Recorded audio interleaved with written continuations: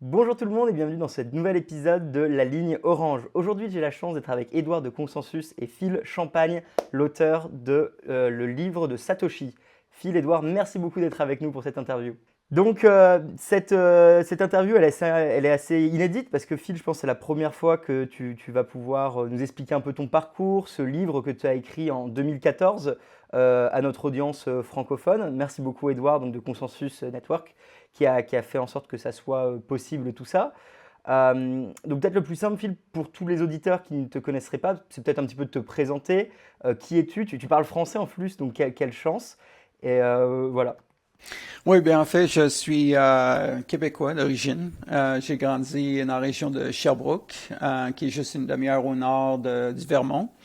Et j'ai ensuite été à l'Université de Sherbrooke et puis finalement j'aboutis dans les années 90 en Californie pour le travail.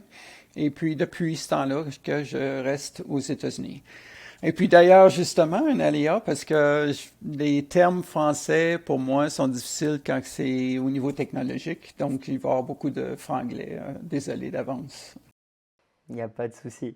Et alors, Édouard, un petit peu peut-être pour les auditeurs, quel est ton parcours et pourquoi est-ce qu'on est là aujourd'hui? Quel est ce nouveau livre et un petit peu l'occasion de cette interview? Moi c'est drôle, je traduis des livres de l'anglais au français sur Bitcoin depuis à peu près un an et demi, 2 ans. J'ai commencé à Catalan Fiat de Saïf Anamus et puis de fil en aiguille, j'en suis arrivé à en faire plusieurs. Et donc le dernier en date c'est celui-ci, le livre de Satoshi, avec Consensus donc qui s'occupe de traduire tous les bouquins de l'anglais de l'anglais au français, en espagnol, en néerlandais, en différentes langues, grâce à des volontaires, des bitcoiners qui sont motivés pour le faire et qui ont la passion pour faire ce travail. Voilà. C'est super. Alors, c'est assez rigolo l'anecdote parce que, donc, en fait, Phil est l'une des premières personnes qui m'a répondu et contacté quand je suis tombé dans Bitcoin. Parce que bah, ton livre, en fait, The Book of Satoshi en anglais, c'est le troisième livre que j'ai lu sur Bitcoin après l'Internet de l'argent de Andreas Antonopoulos. Et c'est ton livre qui m'a vraiment fait comprendre que Bitcoin était différent, que c'était un passage historique. Donc pour moi, je suis assez fier de enfin pouvoir faire quelque chose avec toi après tant d'années. La façon la plus simple peut-être de commencer, Phil, ce serait de nous expliquer un petit peu qu'est-ce que c'est ton livre, parce que c'est pas un livre habituel. Tu nous expliques pas Bitcoin en fait, tu nous relates les écrits de Satoshi. Est-ce que c'est bien ça? C'est bien ça.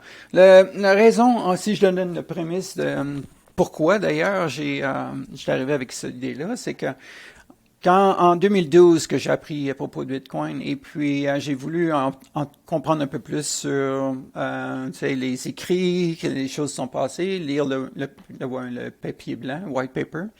Et puis je me suis aperçu que l'auteur, le créateur, était juste là pour 2 ans, puis that's it, depuis 2008 à 2010, et puis disparu. Et puis j'ai trouvé ça fascinant, juste en soi, sur l'aspect humain, que la personne qui a créé cela est complètement anonyme, qu'on ne sait pas c'est qui, puis qui a disparu après 2 ans, puis il y a plusieurs aspects de ça. Un de ceux-là, c'est qu'elle a vraiment décentralisé la propriété de Bitcoin. C'est pas c'est telle personne qui est responsable, etc. Cette personne a disparu, donc ça fait encore plus une autre forme de décentralisation au niveau du ownership finalement. T'sais. Et puis, mais je trouvais ça fascinant de voir qu'est-ce qu'il avait à dire, au moins parce que les seules choses qu'on avait sur lui, parce qu'on pouvait pas l'interviewer, s'il était toujours aujourd'hui, il aurait passé à la télévision, donné des présentations, etc.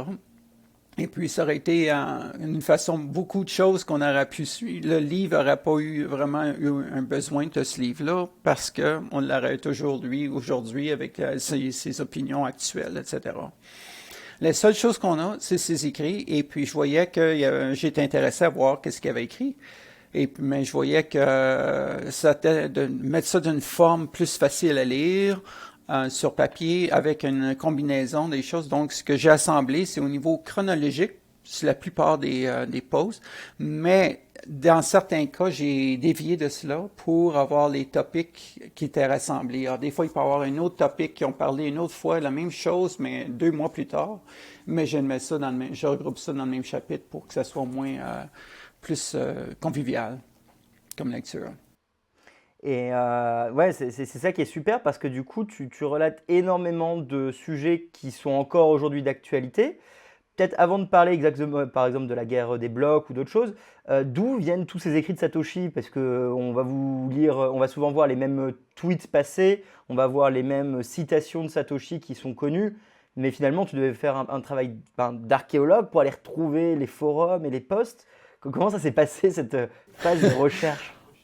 Ouais, en fait, il y a eu deux forums importants sur lesquels qui ont été postés. Un sur avant même qu'il y ait bitcointalk.org, qui est un forum qui était dédié pour Bitcoin, mais c'est là où Satoshi a fait ses derniers posts jusqu'en 2010. Mais au début, c'était sur un forum relié à la cryptographie. Et puis, c'était juste les experts qui étaient là, etc. Donc, les premiers posts sont sur ce forum-là. Puis les suivants sont sur l'autre Bitcoin Talk. Donc, ils ont deux forums différents. Et puis, l'autre chose qui est particulier aussi, c'est il y avait aussi des emails en correspondance directe avec certains des gens, surtout dans les débuts. Et puis, j'ai contacté, autrement dit, quelques-uns de ces gens-là que j'ai pu voir, je suspectais qu'ils avaient parlé avec lui pour leur demander des correspondances qu'il y avait, puis je les ai inclus eux autres aussi. J'aurais aimé ça avoir inclus d'autres, entre autres, beaucoup d'autres, que j'ai découvert. Ah, ces gens-là aussi ont eu des emails, ou en tout cas, ils disent que. Parce que ça fait une controverse déjà de savoir est-ce que c'est vraiment un email qu'il a reçu de Satoshi ou bien c'est juste pour essayer de dire que Satoshi a vraiment dit ça avec lui. Voici, il parle des big blocks, des grossirs des blocs. On va essayer de changer la direction dans leur faveur. Or, si ça aurait été tout avant même qu'il y ait eu une quelconque, dans les débuts, en 2012, il n'y avait pas de controverse encore, 2013-2014, donc si j'aurais collectionné tout ça, il aurait donné vraiment de façon exactement ce qu'il y avait, puis on aurait pu utiliser ça après ça. Bon, ok, ça aurait été fixé dans le temps, si tu veux, tu sais. Et juste une petite question, ouais, tu mentionnes les forums que tu as découverts en 2012 et tu as publié le livre en 2014, donc très peu de temps après. Et déjà, dans un premier temps, comment tu as découvert ces forums? Tu étais déjà adepte de la cryptographie ou de certains de ces sujets ou Non, j'ai fait j'arrive pas, c'est un peu difficile à me souvenir, mais probablement non, j'étais pas sur ces forums. Si j'aurais été sur ces forums-là au départ, en 2008, 2009, j'aurais eu les premiers posts de Satoshi que j'aurais bien aimé d'ailleurs faire participer du début, puis même converser avec lui. Mais disons que c'était plus une recherche c'est peut-être juste un search sur l'Internet là, qui m'ont donné sur ces différents forums. Et puis, où est-ce que d'abord le premier, puis ensuite j'ai vu, ok, et après ça c'est Bitcoin Talk, qui était le suivant, qui était la suite. Alors, c'est là où c'est comme ça que j'ai découvert. Ouais. Puis là, au départ, c'est ça, je les lisais moi-même. Comment? Comment tu as découvert Bitcoin du coup? Quelle a été la première pierre qui fait que tu tombes dans ce rabbit hole des forums? Oh, c'est celle-là comme avec mon cousin picosse beaucoup là-dessus parce que il vit à Montréal et puis il savait que j'étais investi dans l'or et dans l'argent et parce que mon background c'était Austrian School avant même de découvrir Bitcoin. Pour ça que j'arrive à faire un mindset comme Peter Schiff ou etc. qui sont tous là, l'or, puis Bitcoin ça vaut rien. J'étais dans un camp qui était similaire à ça, si tu veux, mais Bitcoin n'existait pas. Mais quand mon cousin m'a parlé de ça, justement 2 mois avant que je commence à regarder là-dessus, en 2012, j'étais au téléphone avec lui, il m'a appelé, mais j'étais sur le point de sortir, c'était juste une conversation de 30 secondes, puis il m'a dit Hey, t'as-tu entendu parler de Bitcoin? Non, c'est quoi ça? Puis là, il me dit c'est une Internet, monnaie sur l'Internet. Puis tout. J'ai tout de suite pensé comme, pour moi, le concept de décentralisation, etc., il n'y avait aucune de ces mentions-là. C'était une conversation de 30 secondes. J'ai dismissé ça. Voyons donc. C'est pareil comme finalement des gens qui font une monnaie en papier pour une petite organisation, une petite communauté. On va se créer une monnaie à nous-mêmes, un papier-monnaie, etc., mais qui pourrait être rajouter autant de la currency, autant que tu voudrais, la monnaie courante. Currency en français, c'est... Monnaie. OK. Alors, disons que c'était ça qui était la particularité de tout ça, c'est que j'ai juste su. Mais après ça, plus tard, je suis revenu 2 semaines ou un mois plus tard, j'étais une autre source. Oh, ok, c'est plus que ce que je pensais. Puis j'ai commencé à étudier à ce moment-là. Puis c'est là que je me suis aperçu. Oh, ok. Et puis, tu sais, c'était de lire ensuite le white paper, puis etc., parce que c'était vraiment de comprendre que, oui, en effet, tu sais, c'est un protocole qui se sécure. Et puis, c'est un concept, quand on pense à ça, c'est incroyable comment que on arrive à avoir une habilité d'avoir un système comme ça qui est complètement décentralisé. Puis avant l'arrivée de Bitcoin, tout le monde pensait que c'était impossible. D'ailleurs, le chapitre 13, ça parle de justement le byzantine, le problème des généraux byzantins, qui était un problème que le monde pensait qui était complètement non résolu, donc, que tu ne pouvais pas arriver à résoudre ce problème-là.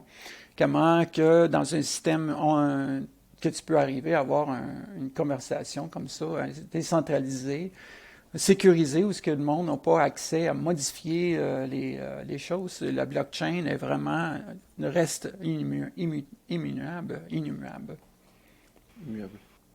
Merci. Et donc, c'est ta connaissance de l'économie autrichienne au préalable qui t'a permis de comprendre Bitcoin rapidement et ses propriétés uniques, c'est ça? C'est ça, oui. Et c'est vraiment, pour moi, ouais, j'avais déjà saisi ça. Ce qui me fascine d'ailleurs, c'est de voir d'ailleurs, j'ai déjà mentionné ça, que les banques centrales, les banques la chose qui leur fait plus peur de Bitcoin, je pense, c'est plus l'éducation que Bitcoin lui-même. Parce qu'il y a tellement de monde qui sont là, qui commencent à lire sur Bitcoin, puis ils commencent à lire les livres sur Bitcoin, et puis ils sont introduits à l'école autrichienne et puis ils s'aperçoivent que tellement plus, c'est pas compliqué, c'est simple, au bout du compte, c'est du free market. Et puis ça explique tellement de choses que oui, en effet, c'est plutôt que des centres banquiers qui essaient de deviner, de setter un prix. Je veux dire, c'est de voir, comme par exemple, comment ça marchait pas au USSR, quand ils c'était le prix des toothpaste, etc. D'ailleurs, il paraît qu'il n'y avait aucune idée comment c'était les prix. Il fallait qu'ils regardent les prix sur les marchés de l'Ouest. À quel prix qu'ils mettent la pâte à dents, etc. Ah, OK, c'est à tel prix, ben on va le charger à ce prix-là aussi, etc. Sauf que comme était tout un système complètement contrôlé de production, et il y avait de la misère à évaluer comment, pareil, la demande de ce côté-là. Et l'affaire, c'est qu'avec une banque centrale, c'est ce qu'ils font avec le taux d'intérêt. L'affaire la plus importante de tout, c'est quel est le loyer sur l'argent. Combien qu'on doit. Quand on veut emprunter de l'argent, c'est comme on doit payer un loyer back, l'intérêt, et puis, mais que ce soit des prix fixés là-dessus, ça fait une distorsion complète. Et puis, on voit ça maintenant avec les booms, puis les bust, les montées de prix créés sur l'immobilier, etc. Puis ensuite, les crashs, les boursiers. Et alors, mais du coup, c'est passionnant. Et quand donc avec ce background d'économie autrichienne, quand tu as lu Satoshi, tu t'es dit, d'accord, c'est décentralisé, il résout un problème finalement mathématique et d'ordinateur. Mais tout de suite, tu t'es dit que ça pouvait marcher. Tu t'es dit, parce que Satoshi est parti, ça a déjà 5 ans, ça va tenir. Est-ce que pour toi, Bitcoin, il peut encore rater? Parce que commencer un livre, tu as dû commencer à écrire en 2013.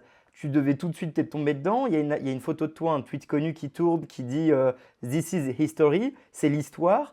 Tu as tout de suite vu que ça allait changer le monde. Ouais. C'est fort ça. La question était, est-ce que Bitcoin va vraiment se maintenir, etc. Il y avait toujours un aspect d'insécurité, on pourrait dire, dans les débuts. Ça dépend des gens. Il y en a qui étaient complètement certains, puis ils ont investi des centaines des dizaines de milliers de dollars dans Bitcoin à ce moment-là, ou fait du mining, puis ils sont extrêmement riches aujourd'hui. Tandis que d'autres ils ont investi aussi, mais d'une façon modérée, parce qu'ils savaient pas trop, OK, est-ce que des aspects qu'on n'a pas encore saisis, qui sont pas encore développés, qui ont apparu, là, tu sais, ou des problèmes quelconques qu'on n'a pas vus. Mais aujourd'hui, avec tant d'années qui a passé, maintenant, c'est complètement disparu, presque disparu, ces choses concernantes. Mais la chose que je voyais, c'est que c'est sûr que ces écrits-là sont historiques. C'est pour ça que d'ailleurs, dans un des banners que j'avais pour le livre, c'était un Future History Book, un livre d'histoire future. Autrement dit, c'est comme si c'était pas vraiment historique parce que c'était un peu presque d'actualité à ce moment-là, 2014, 2015, puis ça c'était juste 2010 le dernier post. C'est un temps presque frais encore, tu sais. Un peu, c'est comme imaginer un livre d'histoire en 1950 sur la Deuxième Guerre mondiale, tu sais, c'est comme, c'est presque, il y a encore des vétérans qui sont encore en train de blessures, etc. Et c'était vraiment presque l'actualité, mais aujourd'hui, vraiment, même 15 ans plus tard ou 20 ans plus tard, c'est vraiment des livres d'histoire. Là, je voyais que ça, c'était la partie certaine. Il y avait un besoin pour ça, que c'était quelque chose d'incroyable, que peu importe, Bitcoin va avoir une modification s'il fallait. On a eu des modifications d'ailleurs, mais très modérées, juste pour permettre d'avoir le Lightning Network, etc. Donc, vraiment, c'est les gens qui sont là, les critiques, qui disent que ça marche pas, c'est pas assez flexible, etc. L'erreur qu'ils font, c'est de s'imaginer que c'est statique. C'est vraiment un aspect particulier parce que on a une mixture entre une commodité comme l'or, mais en même temps comme si c'était c'est une technologie, puis comme si c'était une compagnie ou en fait comme le Linux kernel software qui est carrément pour les opérations des serveurs Linux. C'est quelque chose qui est constamment en train de s'améliorer. Mais en même temps, ça a une des propriétés qui est similaire à l'or, mais pour ce qui est dans le sens que c'est décentralisé, il n'y a pas aucun contrôle, il y a le supply, la quantité est fixe, etc. Donc, il y a vraiment des concepts au niveau économique. C'est une histoire, c'est fascinant. C'est sûr que ça va être dans les annales historiques au niveau technologique et société aussi. Et alors, je trouve ça fascinant. On va peut-être parler du futur du Bitcoin et tout notre livre vers la fin de l'interview. Là, si j'ai une petite question qui me taraude, c'est est-ce que tu as un passage de Satoshi préféré? Est-ce que tu as une anecdote? Est-ce qu'il y a une citation que tu préfères à une autre? Je sais que tout le monde doit te la demander tout le temps, donc t'as déjà la réponse. Moi, c'est la première fois que je vais le dire en français, par exemple. Oui, justement, la conversation par rapport au chapitre 13 qui parle du problème généraux byzantine, c'est un aspect au niveau architecture de logiciel. Et puis, mais l'autre, c'est où ce qui fait une référence à l'art, une fait de comparaison avec l'art. Si je pouvais trouver la citation, je ne me souviens plus quel chapitre que c'est celui-là. C'est imaginer un métal qui est aussi rare que l'or, qui est aussi, je peux peut-être 57 le chapitre, aussi rare que l'or, mais qui a aucun, qui est pas utile pour pour des jewelry, des boucles d'oreilles, etc. Et qui n'a aucune référence, il n'y a aucune utilité pour métal en termes de conductivité ou c'est trop, il n'y a absolument rien au niveau industriel. Mais c'est aussi rare que l'or, mais il y a une seule propriété intéressante, c'est que ça peut être conduit sur l'Internet, ça peut être transmis sur l'Internet pour rien. Alors, autrement dit, c'est un métal avec une forme d'utilité, mais qui est idéal en forme de monnaie, tu sais. Parce que, dans le fond, pourquoi on utilise d'ailleurs dans mon dernier livre, un nouveau livre, Bitcoin versus Altcoin, je parle de ça, c'est quand tu regardes le côté c'est un cartoon qui est là-dedans, où c'est deux personnes qui sont en train d'acheter, sont dans un magasin, puis il y en a un qui veut acheter avec des pièces d'or, L'autre, il va acheter avec du pétrole. Puis il sort du pétrole de ses poches, et il coule dans ses mains, etc. Si on voit, c'est du côté. Les deux ont une utilité à l'extérieur, non, l'or, etc. Les gold bugs, les gens qui sont pro l'or, sont toujours en train de dire à Bitcoin, ça n'a pas d'utilité, etc.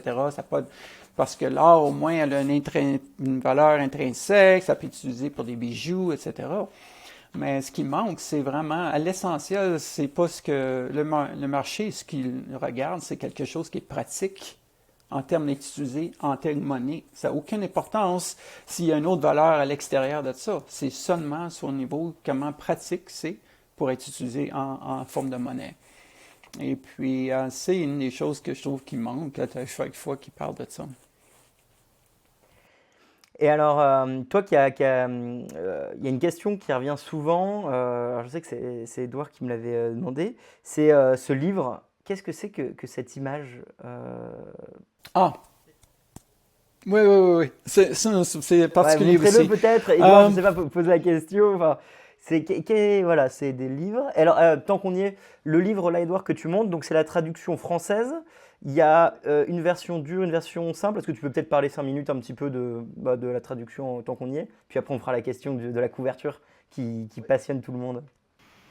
Alors pour le livre, on a fait une version soft, donc la couverture soft, une version dure, que Phil peut-être montrer à l'écran, parce qu'il a sous la main, je crois. Voilà, où la couverture est en dur en fait, voilà.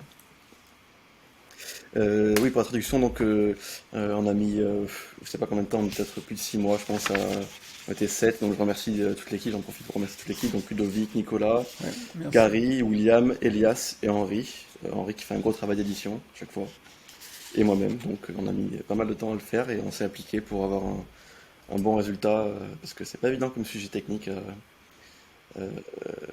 à traduire en français.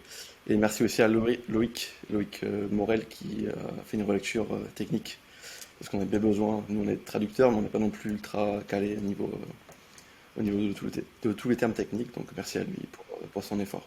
Et alors là, c'est rigolo parce que Phil, tu viens de Montréal. Là, c'est traduit en français. C'est une chaîne de blocs. Vous timestamp, vous changez tous les mots, un peu style français, style canadien. Vous faites des compromis. Je connais pas les termes canadiens, en fait. Canadien-français, je les connais pas.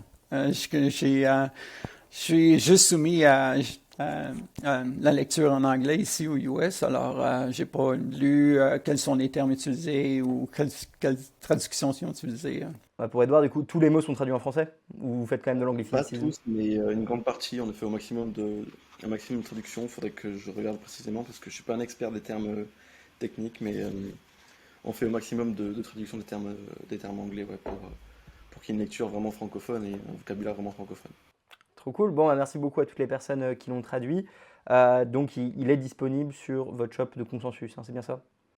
C'est ça, il est disponible sur notre shop, donc bitcoinbook.shop ou sur consensus.network ou sur amazon.fr ou amazon.com, peu importe où vous êtes.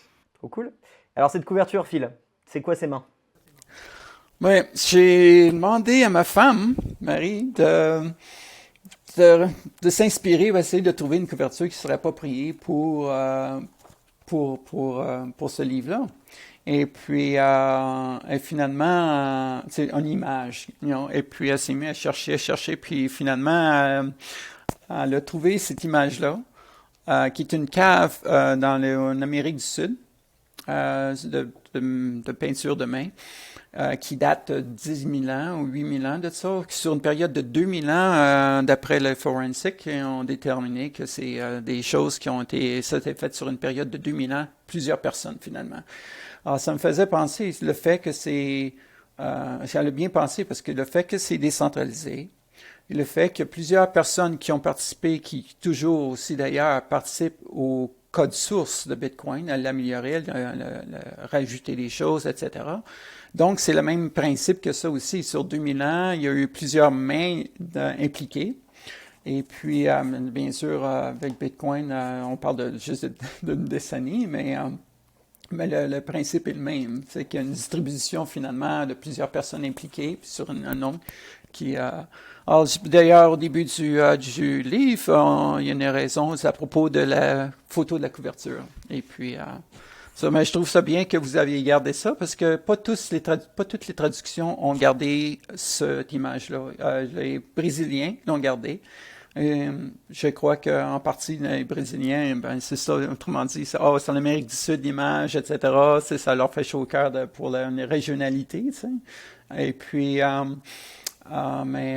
vous, bien sûr, avez fait ça aussi. Alors, je trouve ça. Mais la plupart des autres traductions ont fait ça avec des choses qui étaient, ouais, ben, je sais pas.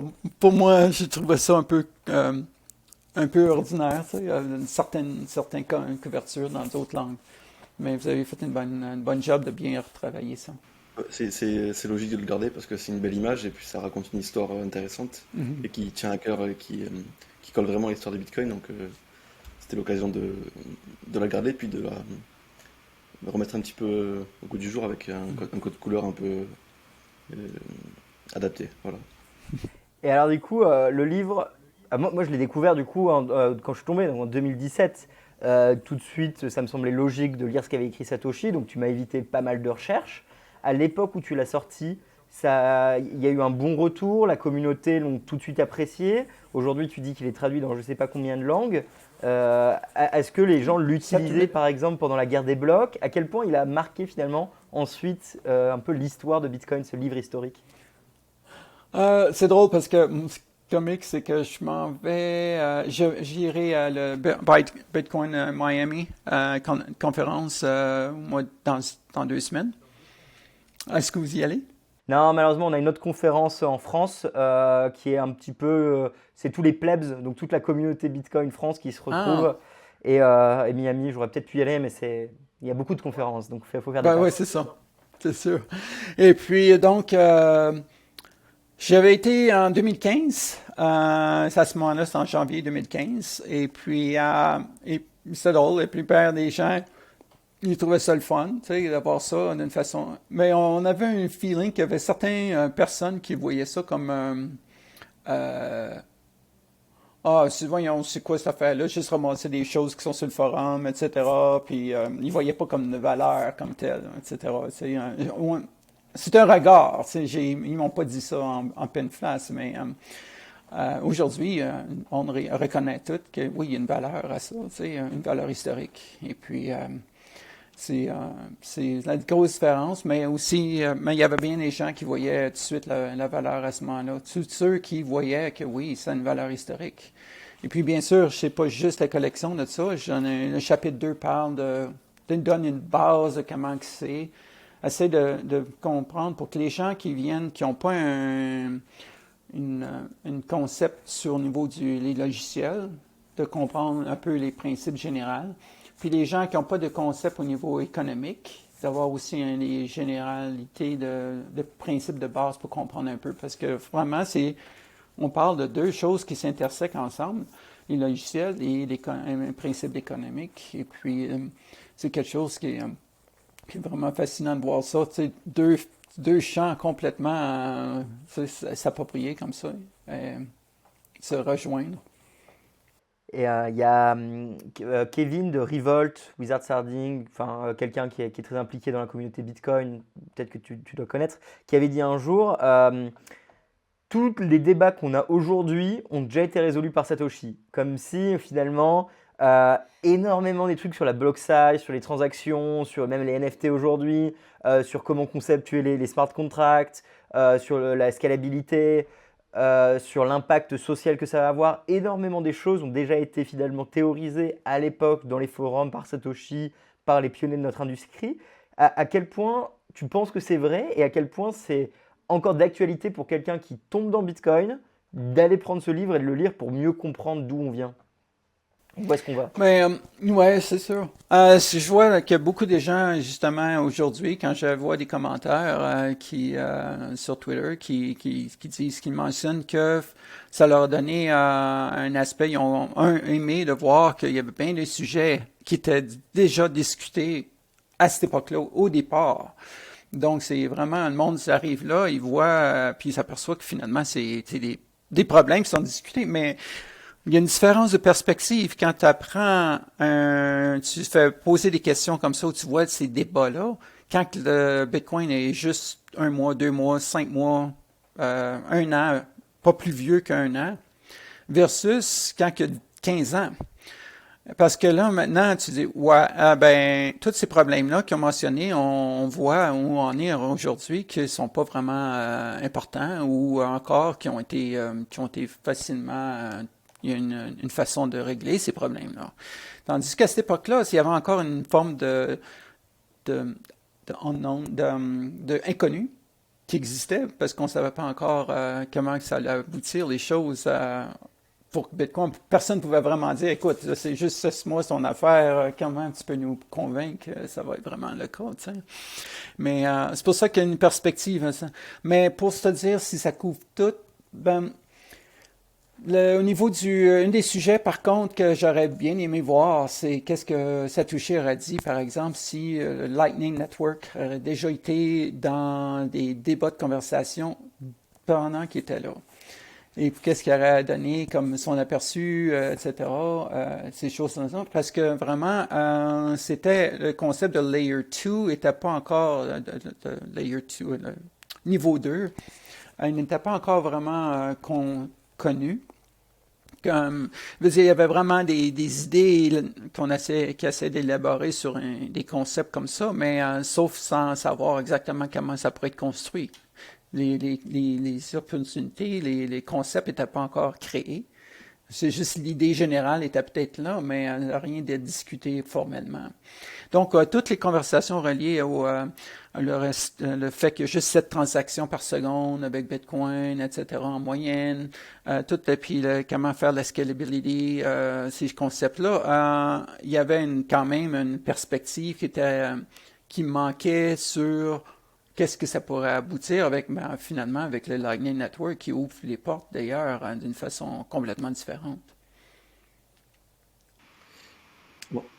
Ouais. Moi, c'est ce qui m'avait surpris quand je l'ai lu, je sais plus quand je l'ai lu, peut-être en 2019 ou 2020, que les sujets débattus étaient déjà débattus dès 2010 en fait. Et donc, t'as un peu l'impression d'être en retard dans ta tête en termes de compréhension et de ces sujets en fait. C'est assez étrange de lire ça, de voir que ces débats ont déjà eu lieu en fait et sont toujours ouverts si longtemps après en fait. Il y a un concept un peu dans Bitcoin qui est bonjour, je viens d'arriver, I'm gonna fix Bitcoin.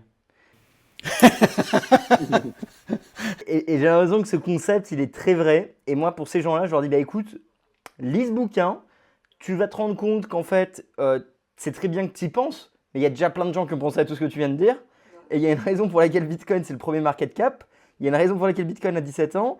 Il y a une raison pour laquelle ça fonctionne et il y a autant de gens qui bossent dessus et l'industrie grossit. C'est parce qu'en fait, beaucoup des choses ont déjà été débattues par des psychopathes en 2009, 2010, 2011 et tout le temps. Donc, ouais, c'est fort. Oui, c'est sûr, c'est remarquable. Est-ce que, pour toi, la réussite de Bitcoin, elle vient par sa décentralisation, le fait que Satoshi ait abandonné le navire, il l'a laissé voyager tout seul. Est-ce que tu penses qu'aujourd'hui, on aurait vraiment un problème si Satoshi était là? Souvent, on peut imaginer, oui, Satoshi, c'est Greg Wright. Est-ce que la guerre des blocs aurait été vraiment différente? Pour toi, c'est indispensable, c'est clé. Est-ce que tu pouvais même sentir à travers ses écrits qu'il avait déjà prévu de partir au début? Ou est-ce que c'est qu'à la fin, quand vraiment il commençait à mettre moins de messages, qu'il a commencé à dire je pars, Est-ce que d'après toi, c'est arrivé d'un coup qu'il est parti ou depuis le début, il savait que dans tous les cas, il partirait?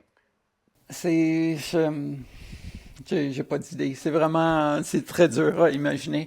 J'imagine que le fait qu'il gardait une anonymité, il savait qu'il pouvait pas rester là pour toujours. Qu'à un moment donné, il faudrait qu'il déconnecte parce que sinon, plus qu'il resterait là longtemps, plus qu'il y aurait éventuellement une possibilité qu'il se fasse à découvrir. Alors, c'est un des premiers aspects probablement que oui, il avait l'intention de partir. La question c'était quand. Puis probablement c'est quand c'était assez grossi assez d'une bonne façon, parce que oui, il y a d'autres mondes qui vont pouvoir prendre la tâche, etc. Informellement, donc il peut se retirer.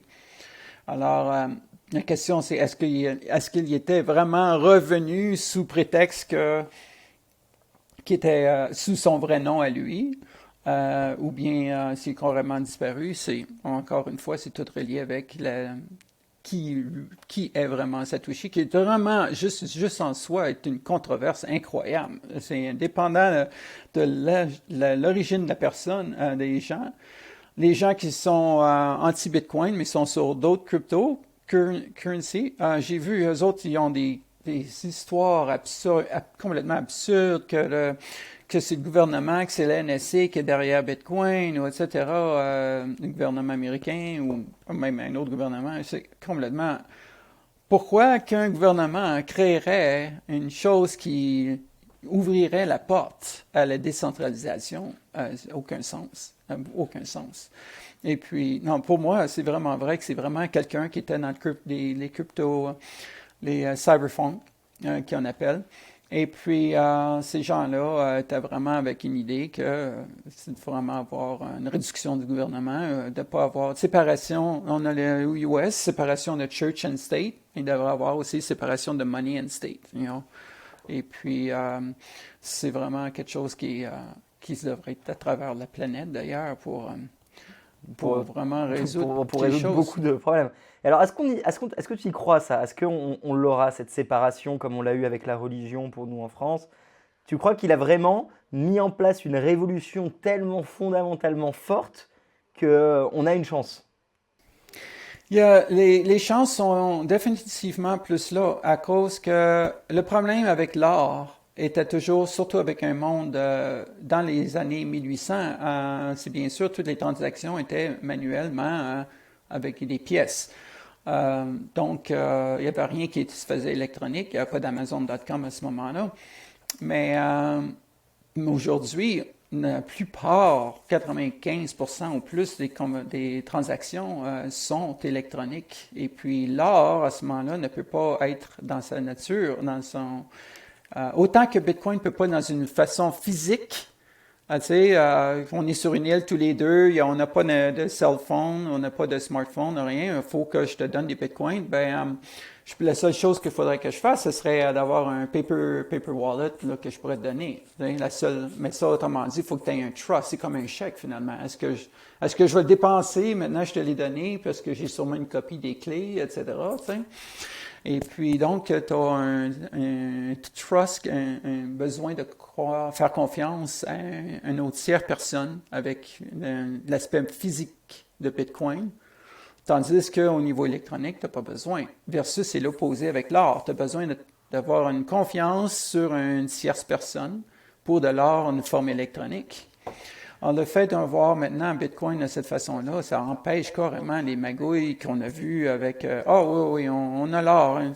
Fais-nous confiance, on a l'or. » Ce que d'ailleurs, que président Nixon essayait de faire croire à tout le monde, puis que la France, intelligemment, on dit non, donne-nous l'or à 35 $ l'once. Et puis, ce qui a forcé Nixon, finalement, à découper la connexion. Avec le bien, avec l'art est déconnecté complètement. Et puis, donc, on a vraiment, ce côté-là, je pense que c'est sûr que ça va se passer avec la population. C'est la bataille avec la population en général. Si on dépasse au moins un bon pourcentage de population qui ont compris qu'il n'y a rien de positif à ça, à moins qu'on est extrêmement connecté avec les banques centrales, les gens qui sont extrêmement connectés proches, qui ont déjà des informations, insider information, tu sais, information d'avance. On va baisser le taux d'intérêt le prochain. Ah, OK, je vais tout de suite commencer à faire mes achats par rapport à ça.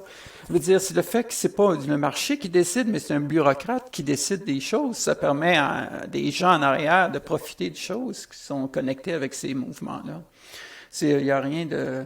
Puis ça, c'est juste une chose. L'autre, l'affaire que je dis souvent, c'est vraiment pour des socialistes, politiciens socialistes, ils peuvent remettre la lune. Et puis ensuite, mais c'est les gens pauvres à qui ont eu ces promesses-là qui vont payer ça avec l'inflation. En imprimant plus qu'il faut, on ne taxera pas le monde, on va vous donner plus. Comment ça peut marcher, à moins que, bien sûr, au bout du compte, tu sais, l'inflation. Puis bien sûr, quand l'inflation arrive, ben, c'est n'importe qui d'autre la faute, mais jamais les politiciens ou jamais les banques centrales. Non, non, c'est les Russes, c'est le supply chain, la chaîne de production, c'est les spéculateurs, c'est ça que Nixon avait dit quand il a déconnecté le dollar de l'or. Aussi, hein. Il a dit. En France, du coup, nous, l'inflation, c'est à cause des chefs d'entreprise qui augmentent les prix. Bah, évidemment qu'ils augmentent les prix, mais comment, mec, il faut chercher la raison du pourquoi. Non, mais c'est... Ben, c'est ça l'affaire, c'est une bataille. Comme je dis, c'est une bataille avec le public. Puis ces gens-là essayent de garder la bataille de leur bord de public. Tant qu'ils ont le public avec eux, ils vont pouvoir justifier de continuer à avoir gardé une banque centrale, de garder le monde différent, éloigné de Bitcoin. Et puis, donc, c'est vraiment à nous de continuer à éduquer les gens, ou des gens comme vous deux, et à continuer à éduquer les gens, de réaliser que non, c'est vraiment la bataille, c'est vraiment nous qui sommes en position. Si on est assez nombreux, on peut finalement changer les choses politiquement. Puis, donc, j'ai un espoir que les choses vont être avec le temps. Surtout que là, on va vraiment avoir une vague d'inflation là, qui s'en vient. En fait, j'appelle price inflation, c'est l'inflation des prix, parce qu'en réalité, c'est un symptôme de la cause qui est une inflation de plus d'argent. Il y a plus d'argent à ce moment-là, tout baisse, la valeur. Et puis donc, maintenant qu'on va avoir les effets de ça, comme on avait eu les années 70, ça va encore plus se réveiller les gens, je trouve, à réaliser l'importance de ces choses-là. Non, c'est exactement ça. Je suis d'accord. Il nous faut une masse, une minorité très solide qui refuse d'accepter leur vision de la réalité, qui est un mensonge, hein, qui est de la propagande. Et à partir du moment où on a assez de personnes qui refusent, bah, on aura une économie parallèle, on aura assez de personnes qui auront leur propre épargne, et à un moment on va leur dire, bah non, en fait, votre monnaie magique, elle ne vaut rien. Et l'illusion collective va s'écrouler, et là on aura une chance. Donc il faut vraiment... c'est ça, il faut que de plus en plus de personnes se réveillent. Et ça va faire mal à d'autres endroits parce que le jour où ça se réveille, le jour où il y aura l'inflation qui va commencer à courir, t'aimes bien l'or, tu viens du Canada, moi ça me fait toujours extrêmement peur. J'ai vécu au Canada 4 ans à Montréal, la Banque centrale qui a vendu tous les stocks d'or du pays. C'est-à-dire qu'ils sont dans une folie telle qu'en plus d'imprimer énormément, ils ont vendu les actifs réels qu'ils avaient encore. Et ils ne veulent pas miner du Bitcoin. Donc c'est un déni de on va continuer à pousser dans tous les cas vers la monnaie magique parce que ça passe ou ça casse. Ça casse dans tous les cas, on a tout perdu. Donc on continue à appuyer sur le champignon, à imprimer de l'argent et on verra bien. Et ça va être très volatile les prochains cycles qui arrivent. Je ne sais pas ce que tu en penses. Mais ouais. Oh, oui. D'ailleurs, une référence à ça, c'est en Allemagne, durant la hyperinflation en Allemagne, durant Weimar, en 1922-23, l'or, la valeur de l'or en Deutsche Mark fluctuait énormément, autant vers le haut que vers le bas, même d'une journée à l'autre. Il pouvait monter un facteur 3, puis ensuite de dropper de 50% la journée d'après, pour monter ensuite après. Je veux dire, un drop de 50% sur la valeur de l'or en Deutsche Mark, une journée. Mais c'est juste temporaire. Après ça, ça continuait. Mais la fluctuation, la spéculation était une grosse partie de l'économie. Elle n'était plus maintenant sur la productivité, mais sur la spéculation. Et c'est vraiment triste, mais on voit des similarités avec ça, avec toutes les asset classes, les choses, l'immobilier, et puis les altcoins, etc.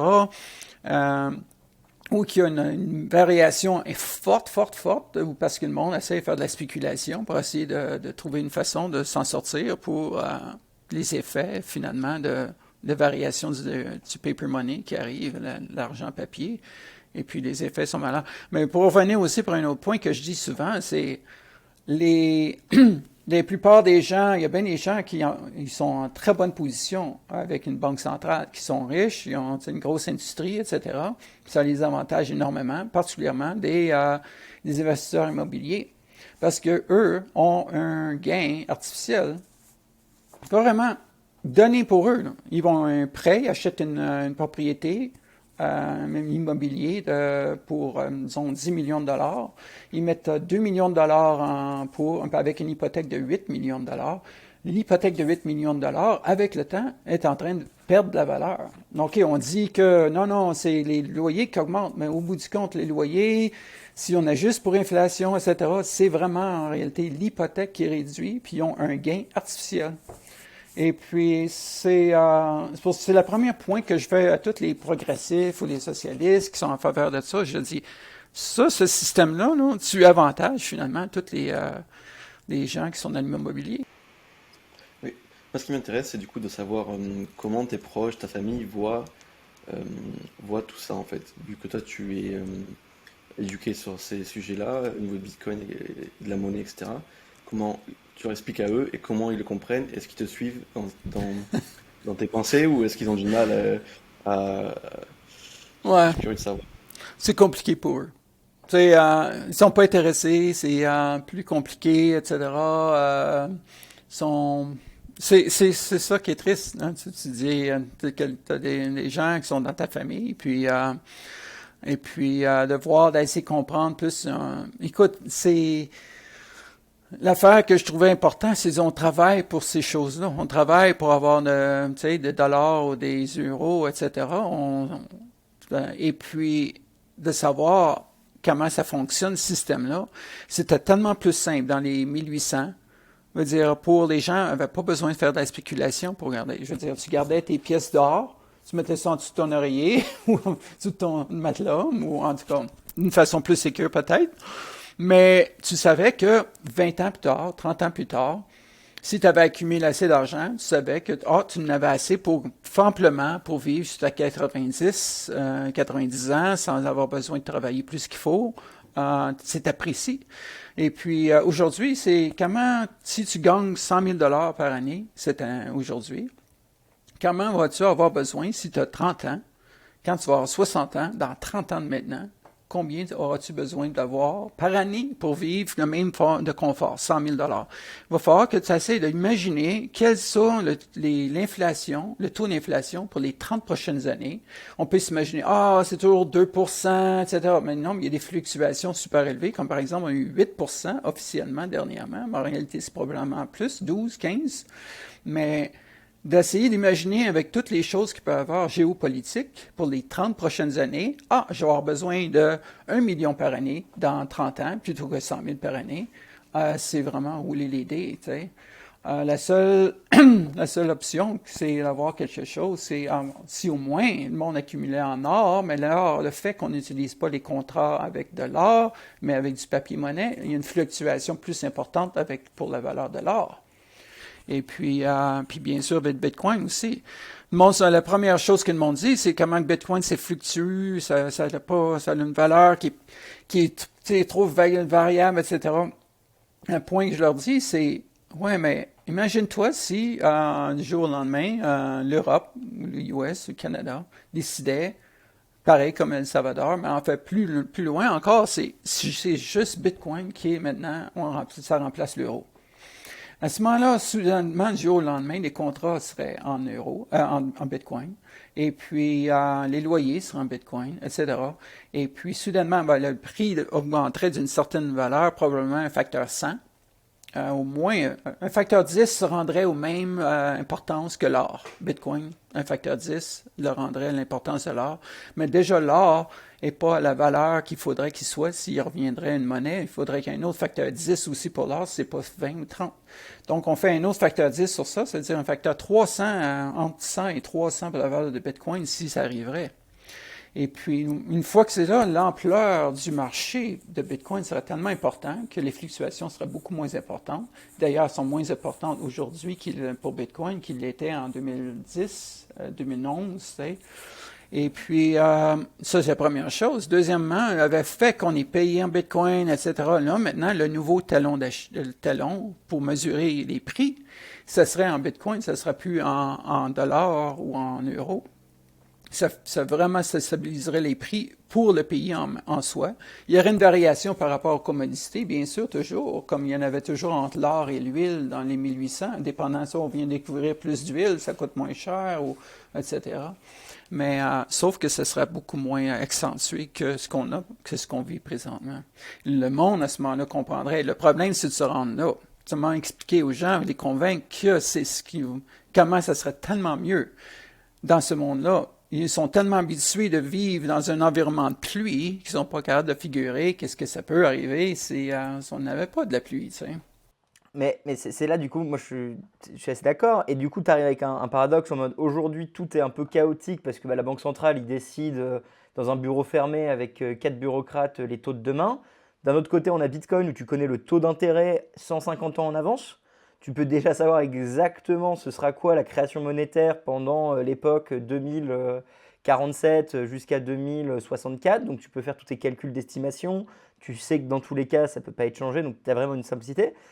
Et du coup, moi je suis assez d'accord avec toi, mais je me dis à quel point les gens vont se réveiller et à quel point les banques centrales ne vont pas laisser les gens se réveiller. Et du coup, la mise en place d'une CBDC va dire vous inquiétez pas, l'inflation, on peut la mater avec encore plus de contrôle. Une CBDC, c'est CBDC en anglais, donc c'est bon, c'est parce qu'en français, Central Bank Digital Currency.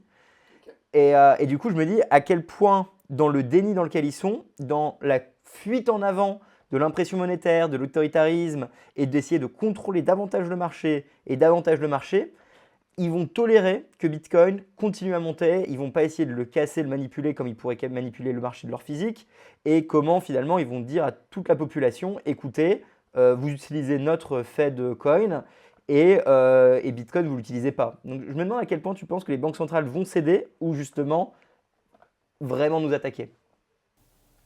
Ouais. Haute spéculation maintenant, est-ce que ça en va vers un monde complètement dystopien ou bien positif? C'est sûr que on espère tous que ça va être positif. J'ai confiance que ça va pas être une bataille facile pour eux. Parce que vraiment, il y a des choses, de la manière comment ils peuvent jouer leurs cartes. Quand ils bannissent des choses, ça réveille les gens à savoir plus, tu sais, s'ils ont besoin de bannir quelque chose. Si c'est quelque chose qui est supposé, d'un côté, ils nous disent, ça vaut pas d'argent, ça va crasher, ça vaut pas, ça vaut rien, ça sert à rien. De l'autre côté, il faut le bannir. Mais si ça vaut rien ou ça va crasher ou c'est pas, pourquoi le bannir d'abord? Il y a bien des incongruités dans leur conversation qui va réveiller de plus en plus des gens, etc. Puis, au bout du compte, dans la vie courante, quand ils vont t'affecter directement, et ça va les affecter. Je me souviens très bien, en 2014, les Cyprus, comment on dit le Chypre? Chypre, oui. Il y avait la fameuse bank bail-in, je sais pas comment on vous dit ça. C'est où que finalement, les gens, les dépositeurs, avaient leur argent qui était complètement saisi. Personne ne pouvait faire de plus que 500 euros. 500 euros par jour pouvait retirer. Le Bitcoin a passé de 50 $ à 150 $ à ce moment-là, dans cette période-là. C'est bingo, c'était directement, voici quelque chose qui peut répondre à ce genre de problème-là. Or, ça montre encore une indication que s'il y a vraiment des choses à vivre, le marché va peut-être parler contre eux à monter le prix de Bitcoin ou ce que il vient juste d'imposer ces CBDC. Comment tu as dit en français? En français, c'est MNBC, monnaie de banque centrale digitale, quelque chose comme ça. Mais moi, je le dis toujours en anglais, CBDC. OK. Et puis, donc, quand ils vont arriver à imposer des choses comme ça, avec puis là, si on voit justement que Bitcoin monte en valeur, ça va indiquer, OK, les gens ordinaires vont se réveiller un peu plus juste en voyant qu'est-ce que le marché parle. Le marché a une importance beaucoup plus forte encore que ce que les politiciens, avec leur bouche, peuvent dire. Et puis, ça va réveiller encore plus les gens. Ils disent, ouais, OK, je pense qu'il faudrait que je m'implique plus là-dedans. Puis, à partir du moment qu'ils ont les pieds mouillés dans ça, à ce moment-là, la balle tourne. Et puis, de plus en plus de monde sont impliqués, et puis c'est positif à ce moment-là. Et puis, juste pour ton point, tu as dit tout à l'heure qu'avec Bitcoin, les taux d'intérêt sont connus pour les 30 prochaines années. C'est la quantité d'argent de Bitcoin est connue. Ouais. Mais les taux d'intérêt, ça serait si vraiment les prêts seraient faits en taux d'intérêt en Bitcoin. À ce moment-là, ça serait whatever le marché. Puis ça serait personne, ça serait pas un bureaucrate qui fixerait ça. Puis ça serait vraiment influencé énormément sur quand est-ce qu'on est dans l'époque.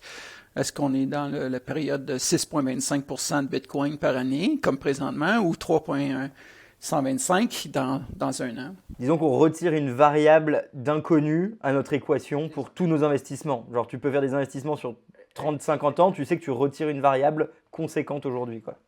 Complètement. En fait, c'est le plus important, c'est ça, c'est la quantité de Bitcoin qu'il va avoir, qui va te permettre au moins savoir, OK, historiquement, ça a gardé sa valeur envers les autres commodités, ou même ça a pris de la valeur légèrement. C'est une monnaie qui est finalement deflationary en partie, tu sais, le taux d'intérêt est tellement bas que à la longue, les commodités vont valoir de moins en moins. Le monde sont en panique quand ils entendent ça, parce qu'ils sont tellement habitués tu prends un prêt, puis le prêt il réduit de valeur à cause de l'inflation. Mais ça veut dire qu'on va être dans un monde où les prêts, il n'y a aucun prêt pour des spéculations vont se faire. Tout le monde va être extrêmement plus sévère dans des décisions de quand est-ce que je prends un prêt. Parce que quand finalement il y a la monnaie que tu prends tes prêts ne perd pas de valeur, tu sais ou même peut prendre légèrement de la valeur avec les années, ça veut dire que c'est encore plus difficile de rembourser ton prêt. Et puis, donc, c'est encore plus important de minimiser tes prêts. Ça va être juste, finalement, limité à des compagnies qui ont un besoin de grossir, ils savent qu'ils vont grossir leur capacité de production. Ça aurait une valeur parce qu'ils savent qu'ils vont pouvoir augmenter ça par un facteur 5 de production. Or, beaucoup dépassé le coût d'intérêt qu'il va avoir besoin de dépenser sur un prêt d'une monnaie en Bitcoin, par exemple. Donc, c'est toujours possible. Ouais, bien sûr. Ce sera, de toute façon, la rareté de la monnaie va forcément qu'on va devoir revoir la façon dont on arrose tout le monde et on prête. Et également, du coup, on pourrait imaginer qu'il y aura beaucoup plus de prise de participation en action dans les structures et de active management et active investment, simplement parce que les gens se diront si je vais mettre mes bitcoins chez toi, si j'accepte de prendre le risque de te prêter quelque chose que je n'ai pas besoin de prêter, parce que dans tous les cas, moi je suis bien content de ne pas le prêter, je veux avoir plus de rendement. Et du coup, je veux être impliqué dans la structure, je veux avoir des parts d'entreprise et pas simplement je te prête, rembourse-moi. Il me faut une garantie. Et du coup, je pense qu'il y aura beaucoup plus de prise de participation collective. C'est un peu ce que Chomsky voulait également finalement. Donc c'est fou comment tous les mondes se rencontrent. Ouais, en fait, c'est ça. En fait, tout va dépendre de qu'est-ce que les gens. Je suis sûr qu'il y a des gens qui vont être corrects avec juste donner des prêts, tant qu'ils voient que c'est des gens qui sont capables de rembourser. Mais bien sûr, dans d'autres cas, ça va être une implication dans une entreprise, comme tu as dit. Si le marché va décider, puis ce serait ça qu'il faudra avoir, ouais. Ce serait beau de laisser le marché décider. Ça fait longtemps qu'on ne laisse plus trop décider. Hein. Ça va faire bizarre à beaucoup de monde. Quand j'entends le monde qui dit au-dessus, le capitalisme marche pas, regarde tout ce qui arrive, etc. Là, je dis non, c'est pas le capitalisme qu'on a. L'affaire la plus importante, c'est qu'on n'a pas un free market, un marché libre du tout. Quand l'argent n'est pas un marché libre pantoute, on est imposé cet argent-là, qui est un bureaucrate qui décide des taux d'intérêt. Il n'y a rien de marché libre là-dedans. Le marché libre essaie de travailler à travers ces restrictions-là, le plus possible. Mais ce qui est triste, c'est que c'est dur à faire comprendre aux gens, en fait. C'est ça qui est un peu triste. C'est que à comprendre ces notions-là, c'est vraiment complexe. Et je pense qu'on peut tous le relater ici. Hein. Ouais, tous les maux de la société, ça vient du capitalisme. Donc à partir du moment où les gens te disent que tous les maux de la société et l'hyper-consommation et la destruction de la planète viennent du capitalisme, alors qu'on est en train d'essayer d'expliquer aux viewers là que c'est parce qu'il y a de la monnaie magique que les gens peuvent créer des bâtiments de nulle part sans risque de contrepartie en prenant de la dette et donc de l'énergie de demain, des ressources pour combler des manques qui ne sont pas là, parce qu'il n'y a pas besoin d'autant d'habitation, il n'y a pas besoin d'autant de production. On a un mensonge dans l'économie, le prix est manipulé pour dire qu'il faut plus, Mais la réalité, c'est qu'on va avoir des contractions, on n'a pas besoin d'autant de choses qui ont été produites. Donc on construit, on consomme pour rien, quoi. Mais le méchant, c'est le capitalisme. C'est pas la banque centrale, c'est pas la monnaie qui est créée, tu vois. Oui, exactement. Alors, Phil, tu écris un nouveau livre en ce moment. Est-ce que ce livre nous parle du futur? Est-ce que ce livre nous parle, il nous parle des altcoins? Alors peut-être tu pourrais nous en parler un petit peu rapidement. J'ai juste vu la couverture. Qu'est-ce que c'est ce nouveau livre? Oui, c'est finalement, j'avais décidé à un moment donné, j'ai dit, ouais, le débat est tellement drôle comment ça a évolué les choses, que je trouve qu'il y a un autre aspect qui devrait être important, c'est de comprendre. Et, en fait, le principe, c'est les gens arrivent puis ils entendent partie. Avant, au départ, c'est simple, ils entendaient parler de Bitcoin. Puis peut-être après ça, ils attendaient, ok, il y a Litecoin ou quelque chose d'autre, mais c'était Bitcoin d'abord. Mais maintenant, les chances sont souvent qu'arrivent, les gens ont entendu Bitcoin, mais les premières choses qui s'introduisent avec, c'est un altcoin quelqu'un. Parce que leur cousin est en train de miner ce altcoin-là, etc. C'est plus facile de miner celui-là, ou des choses comme ça. Et puis, donc, ça met beaucoup plus compliqué l'introduction des gens à nouveau à comprendre qu'est-ce qui se passe. Et puis, j'essaie d'être le plus neutre, non biaisé possible, d'une certaine façon. Mais je sais qu'au départ, il y a bien des Bitcoin maximalistes qui vont être pas contents parce que je suis pas assez négatif ou assez je démolis pas assez les altcoins. Tu sais, je suis là en train de parler j'essaie d'être trop non biaisé d'une certaine façon, tu sais. Et trop neutre. Et puis, tandis qu'il y a des altcoiners qui vont être en maudit parce que ils vont me dire que je suis un Bitcoin maximaliste déguisé. Et puis, tu sais, que j'essaie de finalement faire la promotion de Bitcoin puis de dire que les autres, c'est pas bon. Donc, je sais qu'il va y avoir beaucoup de controverses au départ. Mais ce que j'espère, c'est que les gens vont découvrir une chose, qui est que, oui, d'une certaine façon, les altcoins ont amené, il y a bien des choses qui ont amené des développements intéressants qui, un jour, j'espère qu'ils vont être introduits d'une façon ou d'une autre dans Bitcoin, probablement dans les Layer 2. Et puis, il y a bien des choses, il y a énormément de superflu dans les altcoins. Ça, c'est évident. C'est effrayant. Mais j'essaie de concentrer sur des affaires, au moins, qui ont l'air d'avoir moindrement intérêt. Et puis aussi, j'essaie de parler des débats par rapport à qu'est-ce une importance, pourquoi Bitcoin est là dans sa place et pourquoi Proof of Work, il devrait juste avoir Bitcoin qui irait Proof of Work. Parce que non, ça redirige de l'énergie qui pourrait être juste sur Bitcoin, le rendre encore plus fort, sur d'autres altcoins. Puis on ne sait pas si un jour il peut y avoir des ASIC, des ordinateurs spécialisés qui pourraient permettre de miner autant Bitcoin que les autres altcoins qui utilisent un autre un algorithme hash, qui normalement, ça prend ces ordinateurs spécialisés pour chacun de ces différents algorithmes-là. Mais un jour, il n'y a rien qui nous empêche d'imaginer qu'il pourrait y avoir un qui serait capable de faire un switch facilement d'un nom à l'autre, et puis qui permettrait à ce moment-là à des mineurs de pouvoir attaquer des proof of work qui sont plus faibles en termes d'importance. En fait, ils sont tous moins importants que Bitcoin. Et puis, c'est l'importance d'avoir un haut taux de hash power dans Bitcoin, dans n'importe quel proof of work, c'est super crucial. Puis c'est la raison pourquoi il devrait juste en avoir un. Puis là, maintenant, l'autre débat après, c'est, OK, les proof of stake, et puis qu'est-ce que ça veut dire? Je dépique qu'est-ce que proof of stake veut dire et comment ça fonctionne. Puis aussi, proof of authority. Le pire de tout, c'est sûr, c'est proof of authority, qui est XRP.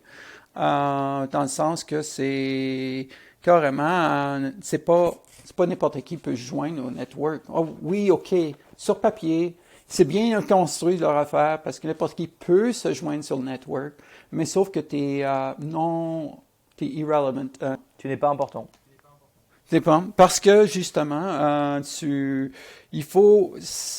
la compagnie Ripple qui décide finalement, c'est qui il faut que tu aies au moins 90% de toutes les personnes dans ta liste avec les nodes avec qui tu te connais, les nœuds avec qui tu te connais, il faut que 90% soient ceux que les autres ont dit qu'il fallait que tu ailles.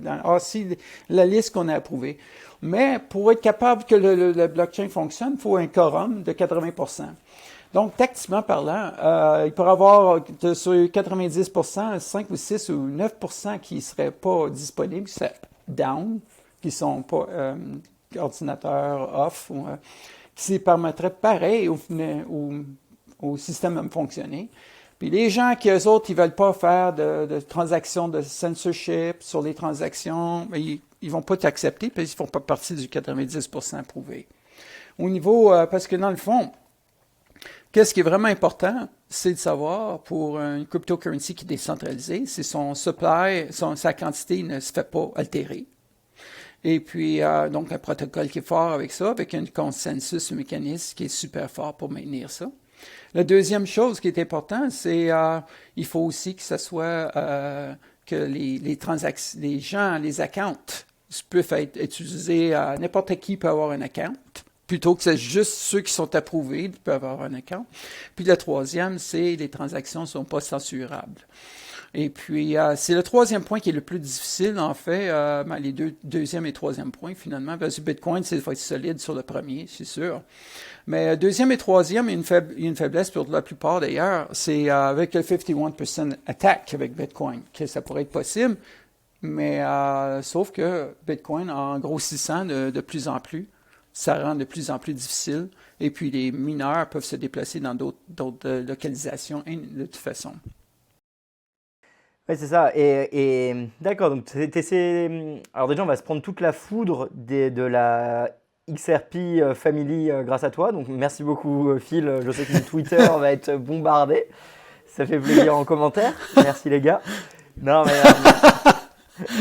c'est vrai qu'il y a une centralisation et même si on peut dire oui, bon, on peut pas imprimer plus parce que on n'a pas envie de nous-mêmes d'évaluer notre argent, en fin de compte à la fin, l'État va demander aux gens de censurer. Le juge va aller dire à Ethereum Foundation, ça, vous devez le bloquer. Et à quel point eux, ils peuvent ou ils peuvent pas. Et c'est ça la vraie question finale. C'est le point critique. C'est justement, c'est parce que tu peux avoir des compagnies, des cryptocurrencies qui sont solides d'une certaine façon, mais comme XRP, par exemple, ou n'importe quel autre certain proof of stake, qui pourrait avoir un débat qui se fait que, OK, non, vous êtes même des bitcoin mineurs. Ça pourrait arriver aussi, bitcoin mineurs. Mais comme je te dis, dans n'importe quel, il y a une possibilité de mouvement de géographie à un autre endroit pour être capable de se séparer de ces choses-là. Je couvre tous les points-là, puis j'essaie d'approcher tous les pour et les contre, autant du côté proof of work que les autres aussi. J'essaie vraiment d'être comme si j'étais un juge là-dedans. Tu sais. Mais le point, c'est sûr, c'est pas tant que ça la compagnie qui voudrait faire ces choses-là, mais c'est comme tu as dit, c'est le gouvernement. Et puis, comme on avait dit avec le Canada, qu'est-ce que les truckers ont eu durant la révolte? Je me demandais si mon passeport allait se faire zapper out parce que j'avais fait une contribution aux truckers. Mais tu sais, je veux dire, ils pouvaient pas, j'ai pas de banque au Canada, ils n'auraient pas pu. Mais sauf que j'ai quand même un passeport. Je suis citoyen canadien toujours, tu sais. Non, les truckers, ça a été une vraie histoire. Et puis, on en a déjà parlé pas mal de fois sur la chaîne, donc les viewers sont un peu au courant de la situation. Ce qui est ouf, c'est même comment Ben de BTC Session, il a ensuite expliqué comment le gouvernement a réussi à récupérer l'argent, comment même à travers Bitcoin, on a fait des erreurs. Et il faut vraiment que les gens comprennent que Bitcoin, c'est low time preference. On est encore au début, même si ça fait 14 ans, mais on a encore pas mal d'outils qu'on doit mieux développer sur les plans d'héritage, sur la vie privée, sur le mixage, sur les multisigs, la sécurité. Il y a énormément de choses qui vont devoir être créées, hein, même en éducation. Et c'est des super proof of concept de voir quand l'État nous attaque, enfin quand les organisations nous attaquent, comment est-ce que nous on arrive à se défendre et qu'est-ce qu'on fait comme erreur. Et je trouvais que les truckers, c'est un exemple parfait de qui cède et qui cède pas, quoi. Oui, c'est sûr. C'est la difficulté, c'est sûr, avec Bitcoin encore. On vient dans un monde où quelqu'un a de l'argent dans son compte de banque, il est le seul à connaître son mot de passe pour connecter, ou etc. Il meurt, eh bien, les gens vont pouvoir automatiquement avoir accès parce qu'on parle d'un point d'autorité, c'est la banque, finalement, qui vont être à mesure, OK, vous avez des documents, on switch. Avec Bitcoin, ben là, il faut vraiment, si tu as gardé ça sur un hardware wallet, une wallet comme Nano Ledger, ben à ce moment-là, il faut que tu sois en mesure de trouver un plan, tu vas travailler toi-même, parce que sinon, les gens, quand ils meurent, ne pourront pas avoir accès à ces choses-là, puis ça va continuer à faire baisser le 21 millions plus bas. Et puis, donc, c'est sûr qu'il y a beaucoup de logistique à ce niveau-là qui pourrait être développée, ou peut-être qu'il va y avoir éventuellement d'autres opcodes, d'autres contrats qui vont permettre finalement, on a déjà des multisig, mais comment qu'il pourrait avoir finalement une forme de contrat dans Bitcoin qui permet d'avoir une porte de sortie. Ça existe, Phil, ça y est, c'est développé. Ça s'appelle Liana, c'est Wizard Sardine, qui est une société Bitcoin assez connue qui a créé ça. Et en fait, c'est possible grâce à Taproot et Miniscript. Et il faut que le portefeuille accepte Miniscript et donc Taproot. Et à partir de là, en fait, les contrats multisig disent si tu ne dépenses pas ton argent pendant 2 ans, elle est automatiquement envoyée à une autre adresse.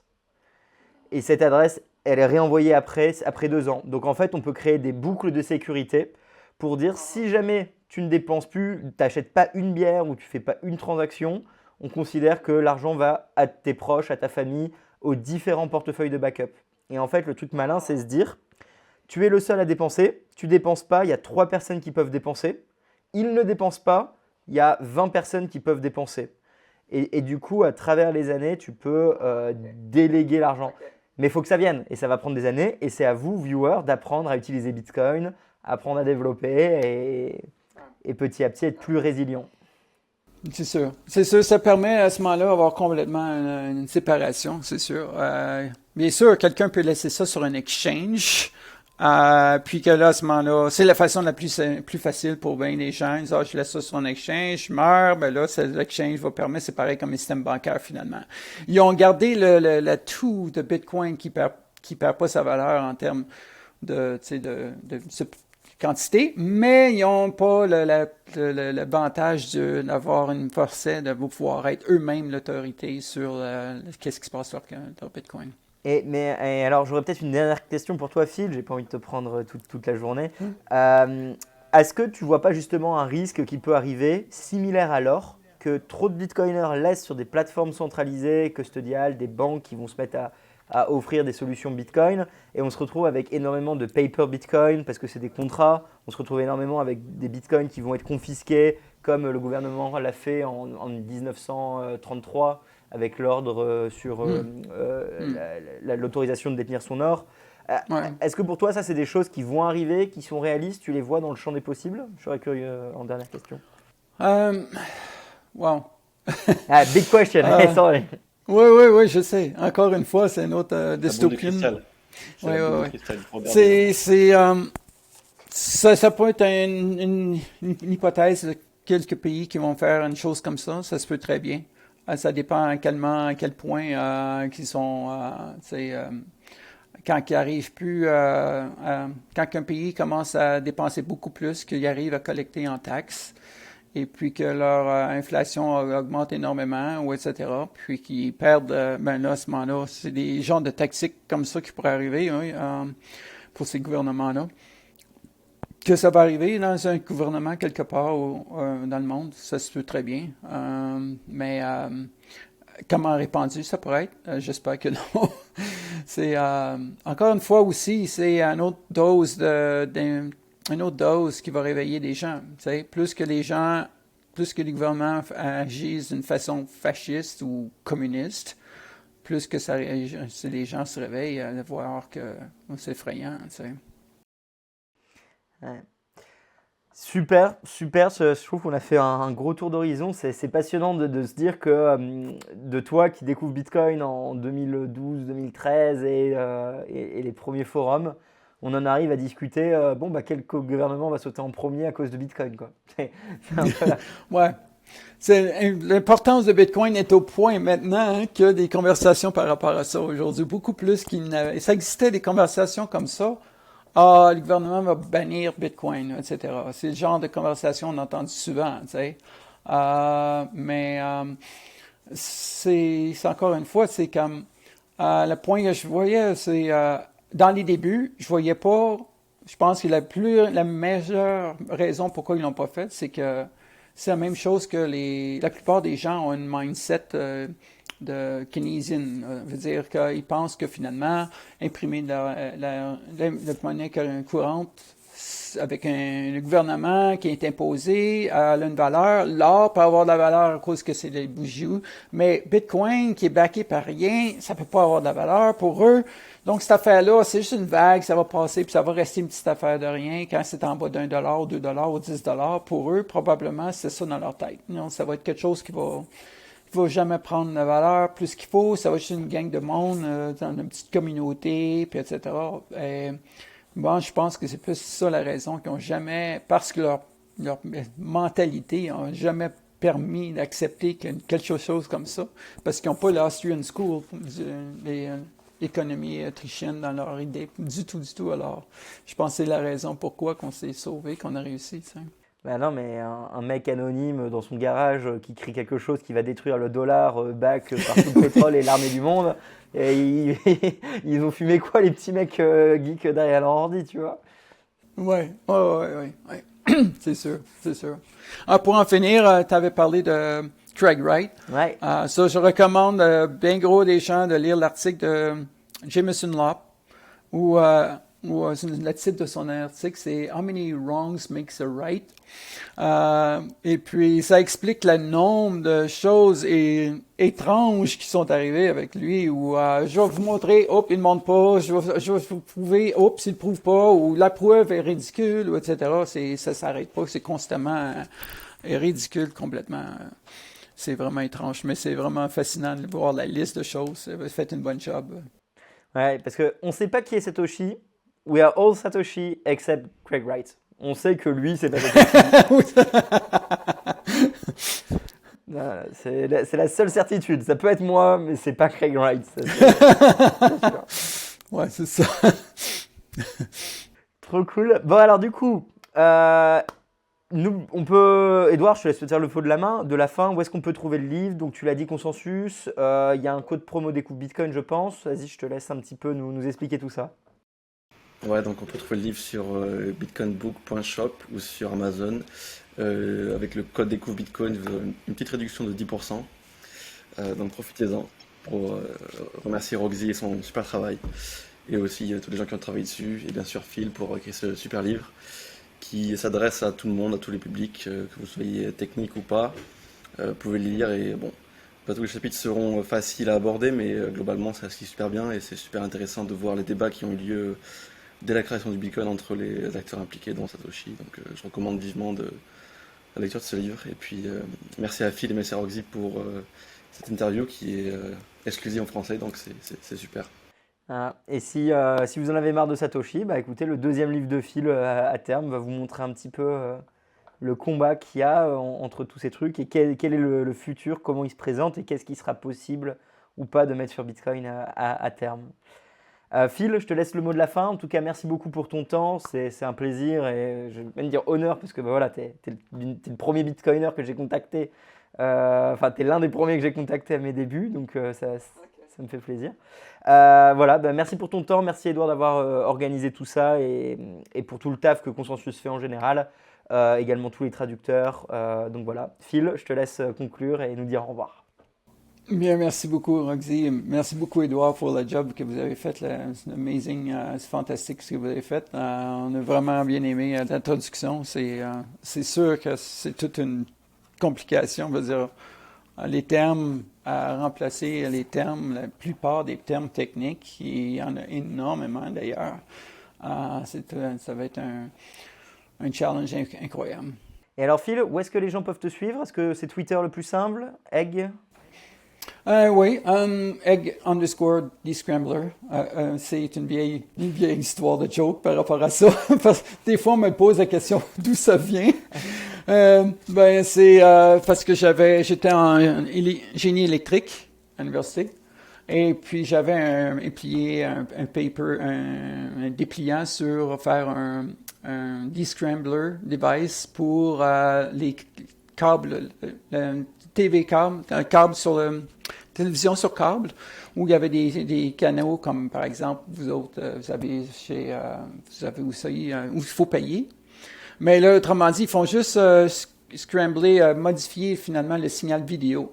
Et puis là, ben, c'est simplement, c'était tout analogue, tout ça. Et puis là, c'était tout avec des circuits pour essayer de faire une boîte qui serait en mesure de remettre le signal vidéo normal, again, pour pouvoir le regarder again, sur ton écran. Alors, j'avais ça, puis c'était marqué Descrambler. Là, j'avais juste le goût de faire une joke, puis là, j'ai écrit Egg avant Descrambler. Puis là, ben, là, les gens ont passé, puis voyaient la joke, puis ben, ça kické in, puis là, je repensais, quand j'avais besoin de faire un handle sur Twitter, je repensais, j'ai eu ce souvenir-là, puis j'ai dit, attends, mettre ça. Et ça passe. Ok. T'as une newsletter, t'as un site ou vraiment que Twitter c'est le plus simple? Ah, à moi? Ah, ok. Ouais, non, pour te suivre, c'est Twitter c'est le plus simple ou t'as également Oui, une oui, oui, newsletter? c'est ça. Non, Oui, Twitter? oui. Oui, Ah, oui. ok. Ben, on peut, je veux dire, reninvestment.com, W-R-E-N investment.com, c'est mon website, mais surtout, c'est surtout Twitter qui peuvent être la façon la plus facile, je dirais. Là. Ok, super. Bon, bah écoutez, merci beaucoup Phil, merci Edouard. Merci à vous d'être resté jusqu'au bout de cette interview. J'espère qu'elle vous a plu. J'espère que ce deuxième épisode de La Ligne Orange ou le troisième vous plaît. Et on se retrouve très bientôt. N'oubliez pas de vous abonner, liker. Si vous avez des commentaires, des questions, mettez-les en description. On essaiera de répondre. Et on se retrouve probablement très bientôt pour apprendre davantage par rapport à cette révolution. Tous ensemble. Merci à vous. Au revoir. Merci Roger.